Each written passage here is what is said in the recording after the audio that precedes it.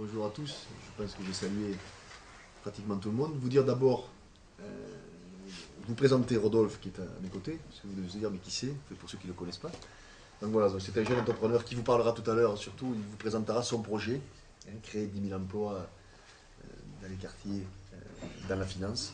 Donc je lui laisserai bien sûr l'opportunité de présenter sa magnifique idée et surtout cette volonté, encore une fois, d'aider les jeunes. Il vous présentera surtout son expérience, puisqu'il est issu lui-même de quartiers difficiles et il a réussi. Donc ça montre bien que quand on veut, on peut. Il faut avoir l'envie, l'enthousiasme, la dynamique, mais il nous en parlera mieux que moi puisque c'est son expérience. Donc bonjour à tous. Avant de commencer et de me présenter, je m'appelle Rodolphe Pedro. Je tenais à remercier personnellement monsieur le directeur de me recevoir ici. Parce que toutes les initiatives sont bonnes, bien entendu, mais sans une impulsion forte de nos politiques, qui sont quand même les responsables, on n'arrive à rien. Et l'impulsion, aujourd'hui, elle existe grâce à Bernard Laporte. Sans lui, encore une fois, je ne serais pas ici. Donc il nous a expliqué ce qu'il voulait faire. Moi, je peux vous dire, et j'en suis la preuve vivante, que c'est du concret avec Bernard. On n'est pas dans la langue de bois. Et ça, pour moi, c'est déjà un grand pas en avant. Alors qu'est-ce que je fais? Qu'est-ce que je souhaite faire?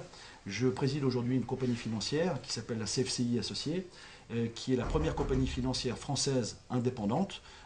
J'emploie une centaine de personnes sur toute la France. On fait de la gestion de patrimoine. Alors, gestion de patrimoine, ce n'est pas exactement ce que font les banques, ce n'est pas exactement ce que font les assureurs, c'est ce que font les conseillers en gestion de patrimoine indépendants, et nous sommes aujourd'hui 5000 en France. Et nous, la CFCI, aujourd'hui, après du travail, car cette société a été fondée en 1996, j'ai commencé avec un collaborateur, puis deux, puis aujourd'hui 100. C'est véritablement je dirais, une entreprise que j'ai montée de toutes mains en 10 ans. Mais je suis surtout aujourd'hui, outre l'expérience, parce que l'idée, c'est pas de dire que Rodolphe Pedro est un modèle, je suis le modèle de personne, en tout cas, j'essaye d'être celui de mes 4 enfants. C'est déjà quelque chose de difficile, croyez-moi.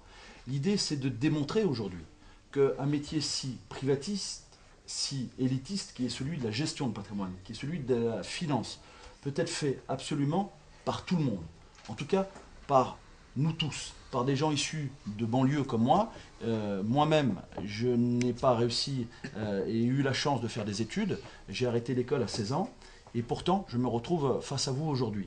Alors, mon idée, encore une fois, comme le disait très justement monsieur le ministre, c'est pas d'opposer les gens qui ont des diplômes. Je sais très bien que ce que vous faites, et les gens qui ont le mérite d'avoir des diplômes, ils ont travaillé dur pour avoir ces diplômes, ils ne les ont pas volés, ça c'est une certitude. Mais ce que je voudrais aussi, c'est qu'on revienne à ceux qui n'ont pas de diplôme. Et aujourd'hui, la sanction du diplôme dans notre société est une sanction bien souvent définitive. Et c'est à ça que je me suis attaqué. Et dans l'équipe que j'ai aujourd'hui de mes 100 collaborateurs, 50% sont issus de quartiers difficiles. 50% de ces collaborateurs qui aujourd'hui réussissent dans le métier de la gestion de patrimoine sont des jeunes qui n'ont pas de diplôme, comme moi. Donc ça veut dire qu'avec une formation et du travail, on arrive à quelque chose qui malheureusement n'était pas possible sans cela. Parce que, encore une fois, dans ce secteur d'activité, c'est impossible, normalement, d'y arriver sans ce type de diplôme. Alors, j'ai essayé, et je suis venu voir le ministre en disant, je pense avoir la capacité de dupliquer cette méthode de travail, de recrutement, de formation, que j'ai fait auprès de la CFCI Associés, au plan national. Et à ce moment-là, je lui ai dit, je voudrais porter un projet, tout seul, encore une fois, je n'arriverai à rien, sans toi, sans vous, monsieur le ministre, je n'arriverai à rien, et je suis convaincu que nous pouvons créer 10 000 emplois dans la finance, dans les quartiers. Alors, les quartiers, c'est encore une fois, les zones rurales aussi, c'est quelque chose d'important, parce qu'on peut aussi être en galère dans les zones rurales. Donc, quand je parle de quartier, je parle, pour moi, de gens qui sont en situation, bien souvent, d'échec sur le plan du travail.